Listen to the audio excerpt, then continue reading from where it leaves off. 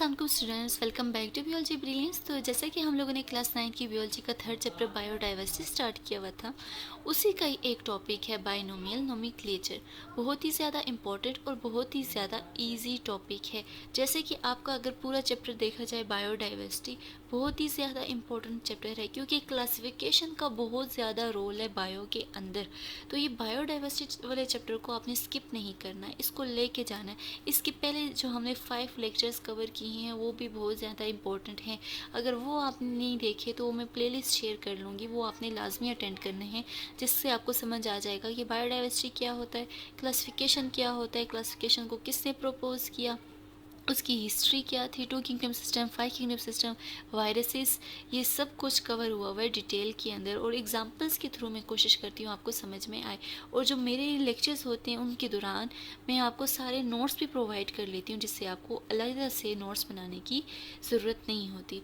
तो ये लेक्चर्स आप लोग देख लेंगे तो उम्मीद करती हूँ आपको पूरा जो चैप्टर है बायोडाइवर्सिटी अच्छे से समझ में आ जाएगा।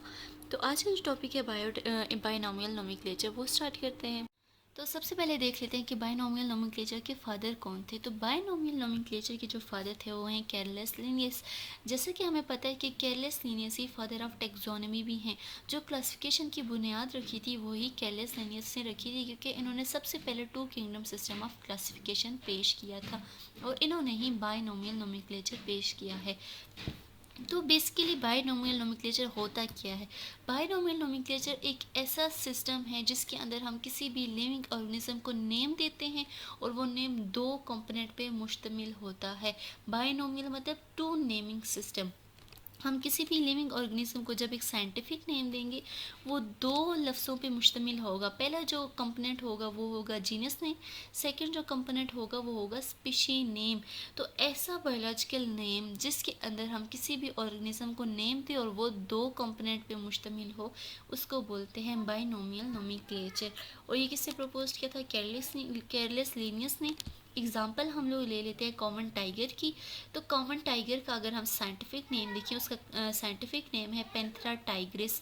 तो पेंथरा जो है वो जीनस नेम है और टाइग्रिस जो है वो स्पीशी नेम है। तो इसको बोलते हैं बायनॉमियल नोमेनक्लेचर। जब हम किसी भी लिविंग ऑर्गेनिज्म को 2 नेमिंग सिस्टम देते हैं, जिसमें फर्स्ट जो नेम होता है वो जीनस होता है और सेकंड जो नेम होता है स्पीशी नेम होता है। यहाँ पे एक बात क्लियर करते जाऊँ कि पेंथरा जो है, पेंथरा के अंदर बहुत से जीनस के अंदर बहुत से ऑर्गेनिज्म आ सकते हैं। जीनस के अंदर हम लोग बहुत सी कार्निवोर्स ले सकते हैं। कार्निवोर्स वो होते हैं जो गोश्तखोर होते हैं, जैसे कि टाइगर। पेंथरा के अंदर लिपर्ड्स भी आते हैं, पेंथरा के अंदर लाइन्स भी आते हैं, पेंथरा के अंदर टाइगर्स भी आते हैं।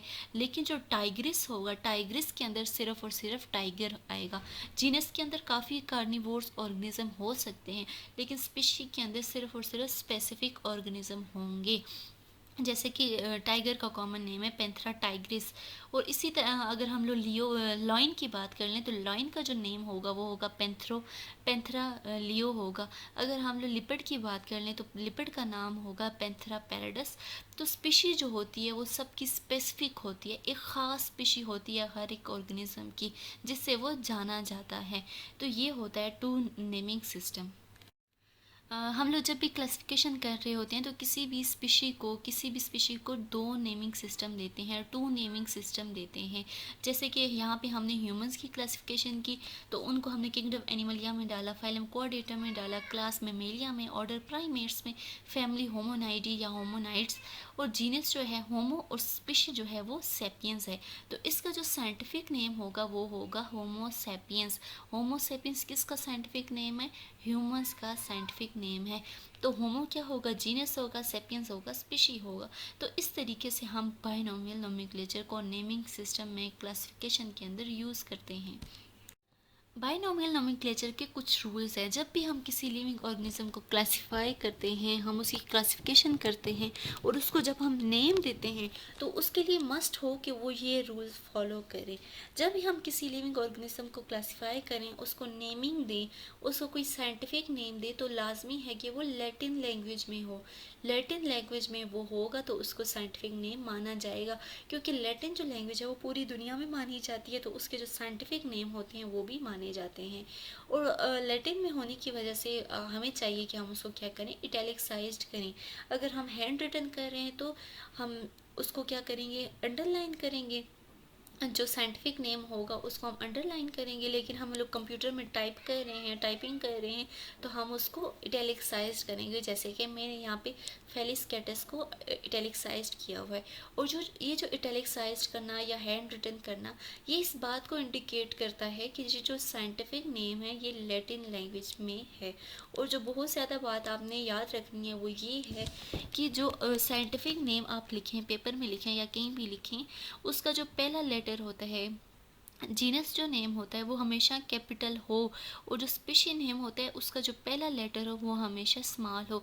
ये चीज़ आपने लाजमी याद रखनी है। जैसे कि यहाँ पे जीनस नेम फेलिस को एफ मैंने कैपिटल किया हुआ है और कैटस का सी मैंने स्मॉल किया हुआ है। ये साइंटिफिक नेम है कैट का। इसी तरह जब भी आप कोई साइंटिफिक नेम लिखेंगे, पेपर में लिखते हैं, टेस्ट में लिखते हैं, कहीं भी लिखते हैं, तो ये चीज़ आपने लाजमी माइंड में रखनी है कि आपने जीनस का जो फर्स्ट नेम होता है उसको कैपिटल रखना है, और स्पीशी का जो फर्स्ट नेम होता है पूरा जो होता है उसको स्मॉल रखना है। इससे आपके बहुत से मार्क्स जा सकते हैं। ये चीज़ आपने लाजमी। अब हम लोग देख लेते हैं कि बायनॉमिनल नोमेनक्लेचर की इंपॉर्टेंस क्या है। तो इसकी बहुत ही ज़्यादा इंपॉर्टेंस है। जैसा कि हमें पता है कि लोकल नेम्स, बहुत से लोकल नेम्स अलग होते हैं। अगर पाकिस्तान के लोकल नेम्स देखें तो वो अलग होंगे, इंग्लैंड के देखें अलग होंगे, इंडिया के अलग होंगे। अगर हम पाकिस्तान में स्पाइडर को मकड़ी बोलते हैं, इंडिया में अलग बोलेंगे, इंग्लैंड में अलग बोलेंगे। हर एक मुल्क में उस स्पीशी को अलग नेम से जानेंगे। लेकिन साइंटिफिक नेम से ये आसानी हो जाती है कि पूरी दुनिया के जितने भी लोग हैं वो किसी भी ऑर्गेनिज्म को साइंटिफिक नेम एक ही जानेंगे। किसी भी साइंटिफिक नेम, किसी भी ऑर्गेनिज्म का जो साइंटिफिक नेम होगा वो एक ख़ास नेम होगा। अगर कैट का फेलिस कैटस नेम है तो वो पूरी दुनिया में फेलिस कैटस ही साइंटिफिक नेम होगा। बेशक हम कैट का लोकल नेम, यहाँ पे बिल्ली है तो इंग्लैंड में कुछ और बोलते हो, लेकिन जो उसका साइंटिफिक नेम होगा वो हमेशा सेम होगा। पूरी दुनिया के लोग किसी भी ऑर्गेनिज्म को साइंटिफिक नेम से जब जानेंगे तो वो नेम सेम होगा।